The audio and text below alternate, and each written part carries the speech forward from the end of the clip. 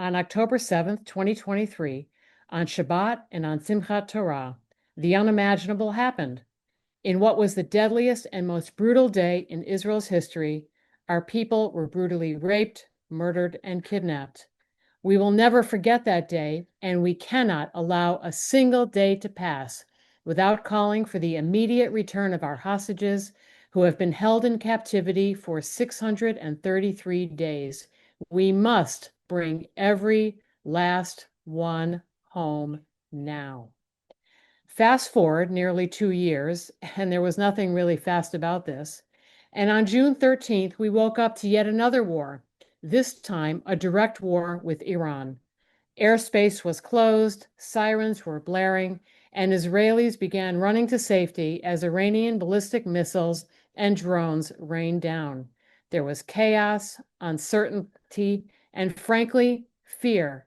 And amidst it all, we were there, as we have been for 124 years. Today, Susan Sachs, president of our Alexander Muss High School in Israel, will update you about how we brought home teenagers from our campuses in Israel, despite unprecedented logistical and security challenges. You will also hear from Major General Itzik Oz, commander of the Southern District of the Israel Fire and Rescue Authority. During moments of crisis, these brave men and women are the ones not running from, but running in to fires and buildings struck by Iranian missiles, rescuing and saving lives. And we're so proud to be their official fundraising representative in the United States. And you'll hear from Mayor Ruvik Danilovich of the great city of Be'er Sheva, a city that is not only the capital of the Negev, but also the center of so much of Jewish National Fund USA's work and the location of the future World Zionist Village.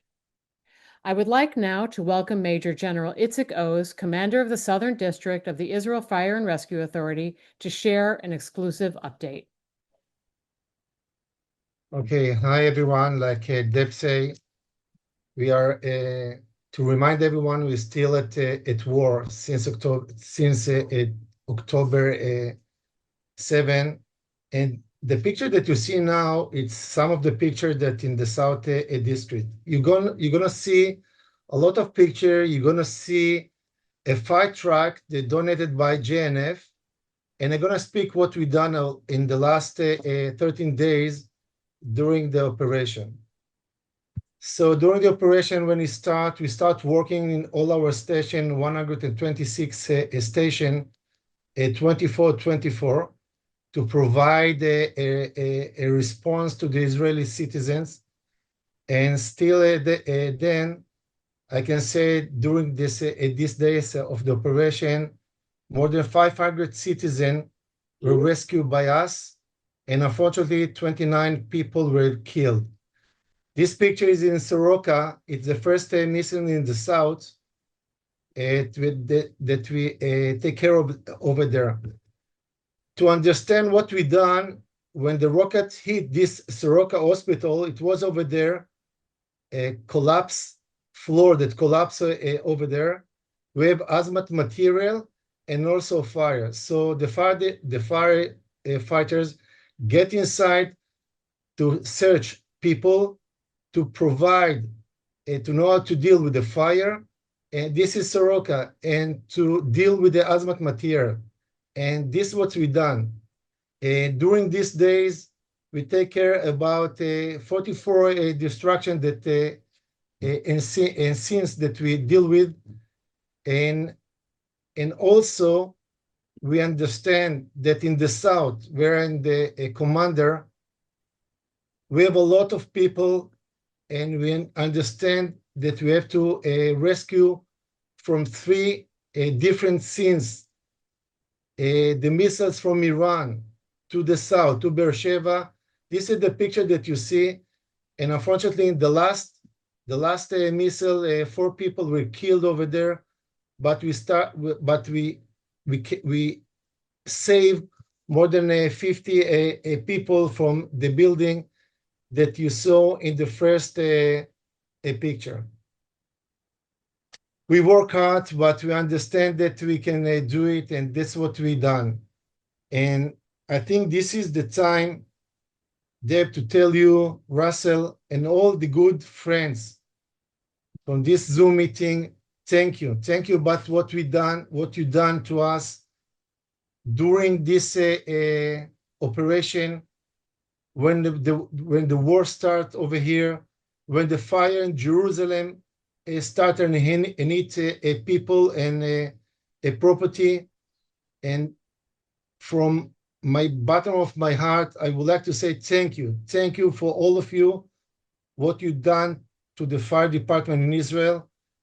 And this is our life to prepare, our life to go first, to save life. And our life is only to do what's good for Israel. That's it, Debbie, if you want to ask me something more. Itzik, I can't thank you enough. You're thanking us, but truly, I see these images and it's incredibly jarring. I saw them almost as it was happening, and seeing them again today is really I don't know. I don't know the better word than jarring. And thank you, Itzik, for all you do and for your team and everything that Fire and Rescue has done to help and to do this incredible work. And many of you on this call have previously donated the funds for fire trucks and have your names on the very fire trucks we saw on the news that were rushing to the scenes of the missile impacts. And we thank you for your support. And for those of you considering where and how else to make an impact, we need more fire trucks, response vehicles, firefighting equipment, and so much more. You can visit jnf.org/fire and rescue now or later. And I can't emphasize enough how much your help means and how much is needed. Our commitment during these 12 days of war has gone beyond the usual call of our organization, but certainly not beyond our values. Among other things, we are now taking in and helping provide for evacuees, this time from the center of the country, who have relocated to the north and south. And I just learned this morning that over 7,000 people in Be'er Sheva alone have been displaced as a result of the impacts from this war with Iran. Not an hour goes by that we are not on the phone to our cherished communities in Israel, our family, assessing their needs and delivering on our promise to ensure their future. You might ask, why do communities in Israel turn to us in times of crisis? And the short answer, frankly, is trust. We've built a reservoir of trust based on decades of partnership, years of working shoulder to shoulder to improve the quality of life in communities in the north and south of Israel, thereby ensuring a future for Israel and all of her residents. And trust is a key component of resilience. In addition to our ongoing quality of life and community building efforts to attract 800,000 new residents to Israel's north and south, the damage and impact from Iran's attacks will require at least $16 million to repair, restock, and rebuild damaged communities and help our partners and family on the ground. And during this moment, we continue our unwavering commitment to investing in our next generation. On the screen, you will see some of those needs. Understandably, there is a cost to everything, from transporting and accommodating residents at our Muss campus to providing food and activities to affected families and more. And we need your support to defray these costs. Please make a gift now at jnf.org/Israel Strong and help our family in Israel recover from 12 days of ballistic missile attacks and ensure we are back on the road to a vibrant future after 21 months, sadly and counting, of wars. At the start of this briefing, I told you about our teens who were at our Alexander Muss High School in Israel when the Iran war broke out. As soon as the war broke out, we worked to get these kids home to safety. We literally had a plane ready to go, and just minutes later, we were told it was canceled. We know what happens when man plans. Yet once again, we did what we do best. We jumped into action, and almost immediately, we were able to secure seating on a chartered cruise ship and help our students depart. Our team, without sleep for over 27 hours, processed passports, entered lists, and moved mountains. To share more about this Herculean effort, please welcome Susan Sachs, president of our Alexander Muss High School in Israel. Thank you, Deb, for the introduction. Let me tell you, our teens are now home and safe and with their families and getting on with what they were planning on doing for their summer. First, I'd like to say 3 weeks ago, things were very different. We had at that point a very successful spring semester where we had close to 200 students on campus. And before this whole balagan started, we sent those 200 kids home, successful, feeling full of Zionism. When this happened, we had a little over 30 kids in 2 programs on our campus. Folks that were there for our 8-week mini-mester who were finishing up their general studies academics and their Israel studies academics, as well as the beginning of our Camp Stein, a group from Arizona that comes to us every summer. Camp Stein was down south on our Be'er Sheva campus. Our mini-master kids were on our Hoda Sharon campus. The 12th happened. We moved our South Campus kids up to Hoda Sharon. They were all moved into one dorm where we have a underground basement shelter where the kids were given the option to sleep. So, as Deb said, things moved very quickly. I just want to express my gratitude to Steve Cutno, Rachel Sevet, Greg Lakovsky, Benji Hine, the staff of JNF who helped us with the transportation to get those kids out, as well as all of our academic and student life staff on campus who pivoted immensely to help those students during those 12 days. I have to say, we went from classroom study, real life study, to Maccabi games and developing podcasts so you can listen on our website to what it felt like for those students to be there during those 12 days. The teens felt safe. We had social workers and madrachim with them all the time. So if there were any anxiety or stress related mental health needs, they were addressed. In addition to the programming was addressing some of those needs. So let me give you a sense of what it was like for both our staff, but specifically our students. They were on campus. We were working with different agencies and authorities to try to get our kids out. First, we were put on one of the birthright boats. Then we were switched from the birthright boat to a plane. 2 a.m, we get a call, the plane was canceled. Then we were switched back to the boat. We get to the boat and some of the kids were not accessed to get on the boat. We get all the kids on the boat. In addition, Marav from our staff in Israel, who works for JNF, got on the boat with the teens to go to Cyprus. Then when we get to Cyprus, we have 4 days of programming at a hotel, and our staff pivoted, created programming for our teens. The teens were filled with history, Zionism, any kind of program that could help them get through this transition. They were in Cyprus for 4 days, Athens overnight, fly to JFK, where they were greeted by some parents as well as the staff from the synagogue in Arizona, who then kept them overnight and flew to Arizona. I hope everyone has the feeling and understanding now that we cared for these 15 to 17-year-olds. We couldn't just put them on a flight. They were minors. The additional piece for everyone to know is our staff in Israel were on Zoom calls once or twice or 3 times a day with all these parents who were anxious about getting their teens home. In addition to that, there were constant WhatsApp and emails and telephone calls with our staff. I have to say, most of our senior staff in Israel slept on campus every night of these 10, 12 days.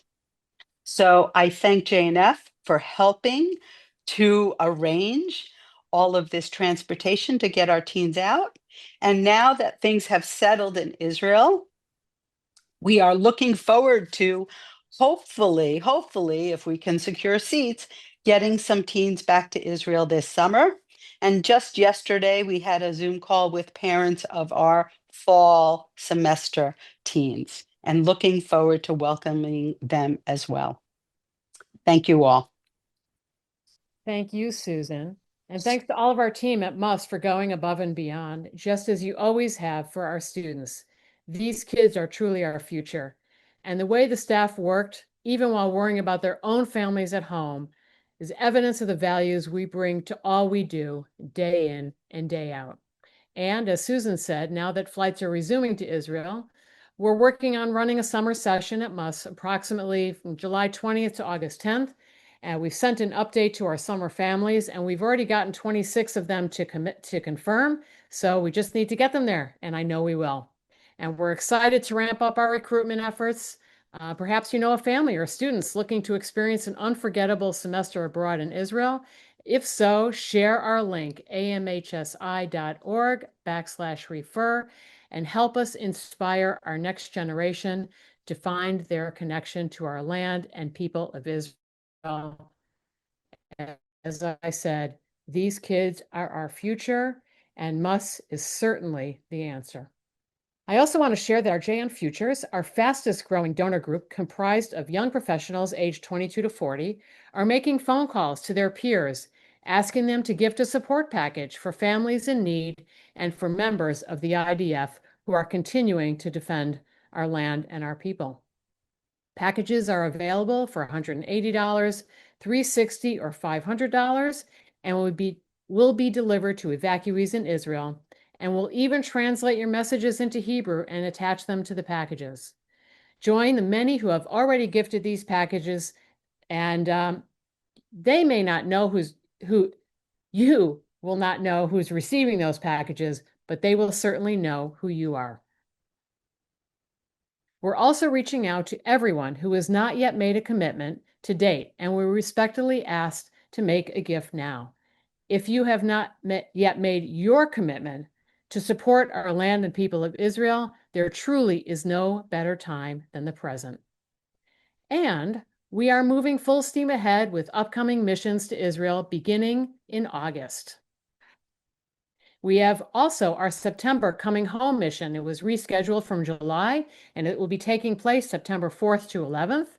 Mission participants will spend time with your family in Israel, and will join our special 9/11 memorial ceremony, which takes place annually at the 9/11 Memorial built just outside of Jerusalem. Our 9/11 Memorial in Israel is the only one of its type outside the United States that lists all the names of those who perished on that tragic day. The annual ceremony features the U.S. Ambassador to Israel, Marines, diplomats, and other dignitaries, and is broadcast live across the world. So join us, join me, and come home for a visit. Your family is waiting for you.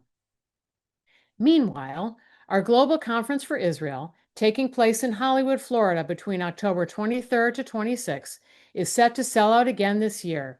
We only have space for 2,500 people, and we're already close to 2,000 registrants. Sign up now at jnf.org/global. You won't be disappointed, I promise you. And I'm pleased to announce that our chairman, Dr. Saul Lieserbram, is spearheading an initiative where high school students accompanied by a paying adult can attend our global conference for Israel for free. And additionally, we'll have over 300 teens from South Florida schools joining our conference on the Friday of the conference. This is going to be the most impactful pro-Israel gathering of the year, so sign up today. Following this call, our ambassadors are asked to take the names of 5 partners who have not yet made their gift to our 2025 annual campaign. Please call and ask them for their support, which is needed even more following this 12-day war with Iran. And now I want to turn your attention to the situation in Be'er Sheva. You saw a little bit about it when the Major General spoke. Within moments before the ceasefire with Iran was set to take effect, a missile came down and destroyed a residential building in Be'er Sheva, in which 5 people were killed, and adding to a growing toll where hundreds were injured and almost, as I said earlier, 7,000 people became displaced. Yet we were ready and standing by to assist. Our Alexander Muss High School campus in Be'er Sheva was open and set up to become a place of refuge, respite, and accommodation. Together with Homeland Security, the government, social workers, and city leadership, we offered a warm and welcoming space for seniors, children, and families who came to our campus. Over 1,400 people benefited, and today we have almost 200 families living on our campus. I mean, think about that. Living on our campus, which maybe our students aren't there today, they will be back, but we are taking care of our family. And in light of this, we need your help defraying this considerable cost. So please consider making a gift and helping these families in Be'er Sheva recover.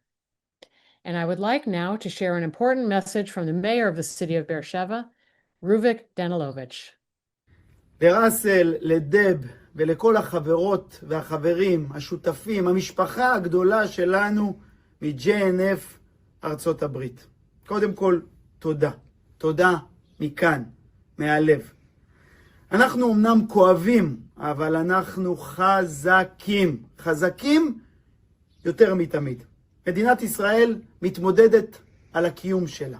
ואנחנו, העם היהודי, יודע להתגייס ביחד. הרוח הציונית שמפעמת בתוך הלב של כל אחת ואחד מאיתנו. ואתם, ה-JNF ארצות הברית, אתם מגדלור של תקווה. אתם איתנו בשגרה, אבל ראינו עד כמה אתם איתנו בשעת חירום. שהטילים נופלים בסורוקה וליד פארק ההייטק ובשכונות מגורים. היו לנו 4 אבדות, 4 תושבים שנרצחו וכל כך הרבה פצועים. ולמעלה מ2,000 תושבים מפונים מהבתים שלהם. ואתם מיד העמדתם עבורנו סיוע. פתחתם את הלב. הקמפוס של מוס בשכונת נווה נוי הפך להיות הבית של המפונים. הקהילה, החום האנושי שלכם, מרחק אלפי מיילים, חיבר בין הלבבות. אנחנו לא ניתן לאויבים שלנו לנצח אותנו. אפשר להכאיב לנו, אבל אי אפשר לשבור את הרוח שלנו, את הספיריט שלנו. אנחנו ביחד. אנחנו עסוקים עכשיו בבנייה, ביצירה, בחידוש העיר באר שבע, בחיבור קהילתי. אנחנו נעשה את הכל כדי שבאר שבע תהיה חזקה מתמיד. ואתם, ה-JNF ארצות הברית, מסייעים לנו כל כך. מסייעים לנו לטעת את התקווה הזו בלבבות של התושבים שלנו. אנחנו מסתכלים קדימה. ואני אגיד לכם מה הניצחון הגדול ביותר שלנו על האויבים שלנו. שאת הקמפוס הציוני היהודי הגדול ביותר בעולם שאתם בונים בפארק נחל באר שבע, אנחנו נקדם אותו וניצור אותו ונביא יהודים צעירים מכל העולם לכאן, לעיר באר שבע, למדינת ישראל שלנו. לאורך כל שנות ההיסטוריה שלנו יש בינינו שותפות גורל. אנחנו יכולים לכאוב ולהיות עצובים, אבל אנחנו אף פעם לא מאבדים את התקווה. כמו בהמנון הלאומי שלנו, התקווה בת שנות 2000, מכאן, מהעיר באר שבע, מעירו של אברהם אבינו, עיר שמסמלת את החלום הישראלי החדש. כאן יהיה החלום הישראלי החדש, של הייטק, של סייבר, של רפואה, של ידע, של מדע, של טכנולוגיה, של יצירה, של תרבות, של אומנות. אנחנו נהיה הכי טובים. זאת התשובה המוחצת שלנו לאויבים שלנו. הם רוצים לעשות רק רע, ואנחנו נפתח וניצור את הטוב, את האושר, את האור, את התקווה. אנחנו צריכים אתכם דווקא בימים האלה יחד איתנו. לחזק את הקהילה שלנו. כן? הקהילה שהייתה מסוגרת בבתים, שטילים נפלו והחריבו שכונות ובתים, אנחנו רוצים עכשיו לצאת החוצה, לחדש ולהתחדש. כמו שהיה בכנס של ה-JNF, אנחנו לא נפסיק לרקוד ולשמוח ולשיר, כי זה הניצחון שלנו, הניצחון המורלי, הניצחון המנטלי, הניצחון של העם היהודי. היום יותר מתמיד אנחנו צריכים את JNF ארצות הברית איתנו. בואו איתנו, תמשיכו איתנו. לפרויקטים קהילתיים, לתוכניות חינוכיות, לבנייה של העיר באר שבע, של הקהילה הבאר שבעית, כי אתם תמיד הייתם חלק מאיתנו. עם אחד, לב אחד. עם ישראל חי וקיים לנצח נצחים, אמן ואמן. אנחנו אוהבים אתכם, אנחנו מעריכים אתכם. בעזרת השם ניפגש כאן בעיר באר שבע. I want to thank the mayor, Rubik Danilovich. I don't think there's much to add to the messages that he gives, which is about life and about what we do tomorrow. And how we at Jewish National Fund always have thought is that we have to be that light. We have to be moving forward. Deb, Itzik, Susan, thank you. And thank all of you for joining the call today. There's so much happening on the ground, and it goes to what Deb had said. We are not there because of an emergency. We are there because we were there yesterday, we're there today. We were able to do all that you saw and act the way that we were able to respond because of the work that we do yesterday, because of the way that we strategically think about our fundraising, how we strategically think about the projects that we do, the work that we do, the vision in which we accomplish in the North and the South, and with Zionist engagement, second to none anywhere in the United States. And on the beginning of this call, when Deb talked about the different campaign needs, there was a big number called $10 million for scholarships from us. Now, that's something that we know we're not going to get to today unless somebody just wants to make that pledge, and then we could have a quick call. But I'm going to tell you that as much as we have to protect ourselves in bomb shelters in Israel, as we fear the enemy, the great enemy of tomorrow is our inaction. It is not about taking those kids out of must. That is a responsibility that we have done, and we will continue to make sure that the security and the safety of our teenagers when they're there is utmost important. But you have to make sure that they're there. Either fund an impact fellowship, fund a scholarship, give a lead of somebody, a niece, a nephew, a granddaughter, a son, a daughter, to come to Alexander Muss High School in Israel, because if you care about what's happening on college campuses today, you better prepare the 250,000 teenagers, 250,000 that are in high school today between 9th and 12th grade. Less than 5% are going to Jewish day school. Our opportunity is to take them on a long-term program in high school, and there's no greater answer than Muss, and there's no greater opportunity that you have than to make that available. You heard about all the other programs that we're doing, such as you saw, we'll send out this Nefesh B'Nefesh in Operation Hug, in which $1,800, we make it available for a family member to come to give a hug to a lone soldier who's been in the army and the family is unable to be there. They come for 24 and 48 hours. Fund a family member to come for Operation Hug through Nefesh B'Nefesh. We have all of our affiliates and ecosystems second to none. So when you saw the Muss campus and you know that from Lotem in the north or from the Aravar where we had families and army soldiers there, we were able to respond with our ecosystem because we developed it strategically through your involvement. So I thank you. And I close with this, that we are working on this urgency that has faced us from October 7th and what just faced us with the Iran situation. But we have not stopped. Our Galileo Culinary Institute is under construction every single day. The medical center in the north. Our Mitzpe Ramon hub is 82% full. Our Kiryat Shimona Food Technology Center is going to be 100% full at the end of this month. Jewish National Fund doesn't just rest or doesn't react to emergency only. We're working every day.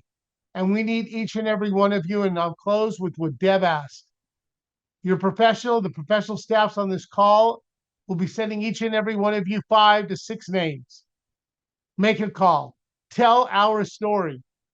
Look up on your own list of people who haven't been able to join us yet. Ask them to join us. We have the greatest story for our Jewish people today. And when this history is written, it'll be because we have raised the flag. Thank you all very much.